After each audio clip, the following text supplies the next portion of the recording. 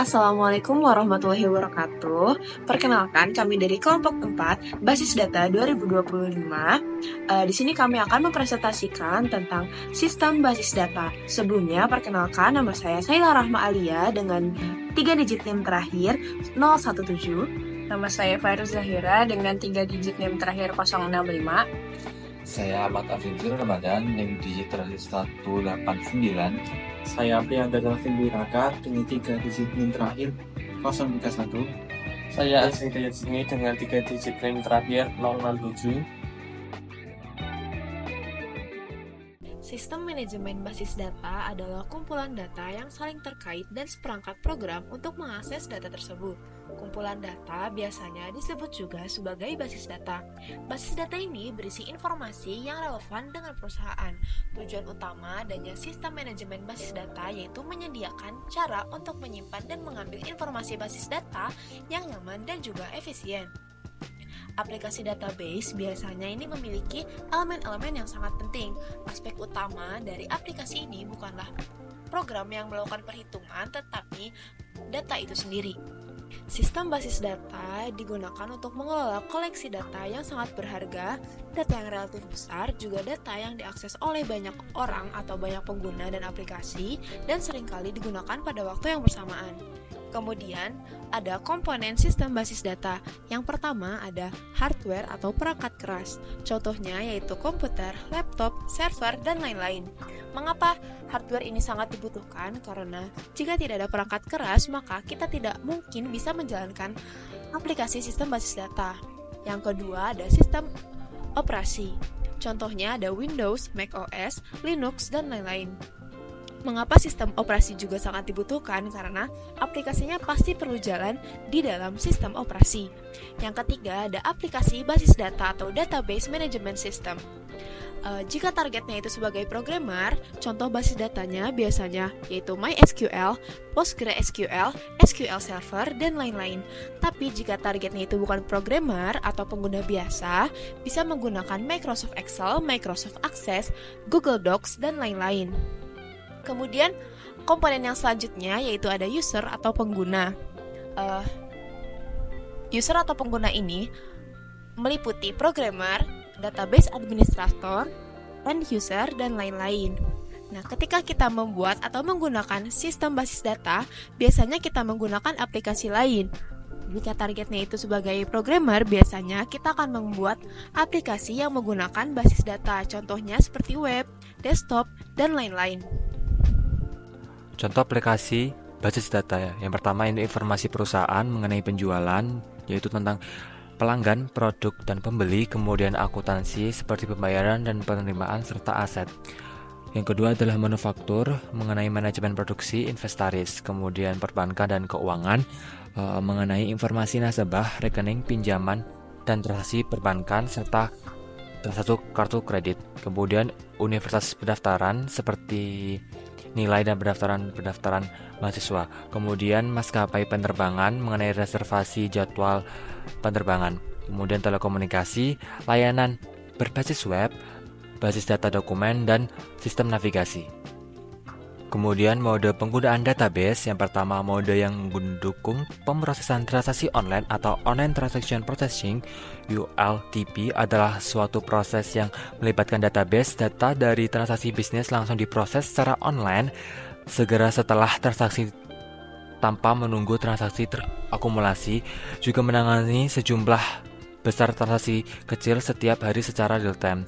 Kemudian yang kedua adalah mode yang mendukung analisis data atau Online Analytical Processing (OLIP) adalah suatu proses yang melibatkan analisis dari data akumulasi oleh pengguna akhir, biasanya dalam sebuah data warehouse.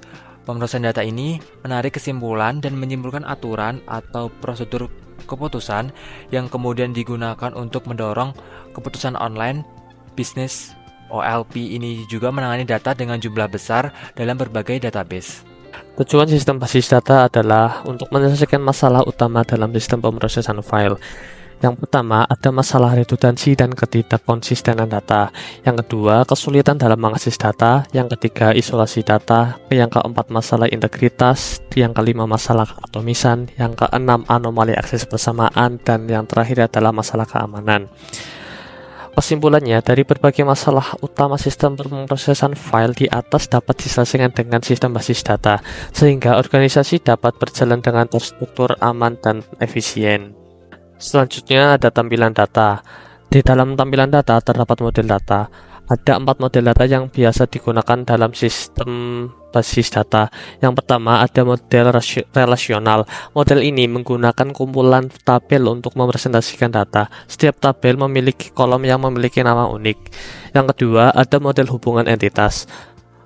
Model ini menggunakan kumpulan objek dasar yang disebut entitas, dan di antara setiap entitas memiliki hubungan dengan entitas lain. Setiap entitas bisa memiliki karakteristik yang berbeda. Yang ketiga, ada model data berbasis objek. Model data yang didasarkan pada pemrograman berorientasi objek yang mengaitkan metode dengan objek yang dapat dibedakan spesifikasi, atribut, dan perilakunya. Yang keempat, ada model data semi terstruktur. Model ini mengizinkan spesifikasi data di mana setiap data yang memiliki tipe sama dapat memiliki atribut yang berbeda. Abstraksi data. Abstraksi data adalah proses menyederhanakan data menjadi representasi keseluruhan yang lebih mudah dipahami. Adapun tingkat dari abstraksi data yaitu yang pertama, tingkat fisik. Tingkat abstraksi terendah menggambarkan bagaimana data sebenarnya disimpan. Tingkat fisik menggambarkan struktur data tingkat rendah yang kompleks secara rinci. Yang kedua, tingkat logis. Tingkat logis adalah tingkat yang lebih tinggi dari tingkat fisik. Tingkat ini menggambarkan seluruh basis data dalam hal sejumlah kecil struktur yang relatif sederhana. Meskipun implementasi struktur sederhana pada tingkat logis mungkin melibatkan struktur tingkat fisik kompleks. Yang ketiga, tingkat tampilan. Tingkat abstraksi tertinggi yang hanya menggambarkan sebagian dari keseluruhan basis data. Tingkat abstraksi tampilan ada untuk menyederhanakan interaksi mereka dengan sistem. Sistem dapat menyediakan banyak tampilan untuk database yang sama. Bahasa basis data. Secara garis besar, dalam bahasa basis data terdapat 2 jenis perintah, yaitu yang pertama, data definition language. Data definition language digunakan untuk menentukan skema database. Dan yang kedua, data manipulation language, di mana data manipulation language digunakan untuk mengekspresikan query dan pembaruan database. Dalam praktiknya, data definition language dan data manipulation language bukanlah 2 bahasa yang terpisah, melainkan hanya merupakan bagian dari satu bahasa basis data, seperti contohnya bahasa SQL. Selanjutnya masuk ke bahasa basis data yang pertama, yaitu Data Definition Language atau DDL. DDL ini merupakan perintah-perintah dalam bahasa basis data untuk membuat struktur bentuk dari basis data yang akan dibuat. Nah, kompilator DDL menghasilkan satu set template tabel yang disimpan dalam data dictionary. Nah, data dictionary ini sendiri berisi metadata yang mencakup skema database, kendala integritas seperti ID yang mengidentifikasi instruktur secara unik, dan juga otorisasi. Selanjutnya, bahasa basis data yang kedua yaitu Data Manipulation Language. Data Manipulation Language atau yang sering disebut sebagai DML adalah bahasa untuk mengakses dan memperbarui data yang diatur oleh model data yang sesuai. DML juga sering disebut sebagai SQL Query Language. Nah, terdapat 2 jenis DML. Yang pertama ada Procedural DML. Nah, prosedur DML ini mengharuskan pengguna untuk menentukan data apa yang dibutuhkan dan bagaimana cara mendapatkan data tersebut. Jenis DML yang kedua yaitu Declarative DML.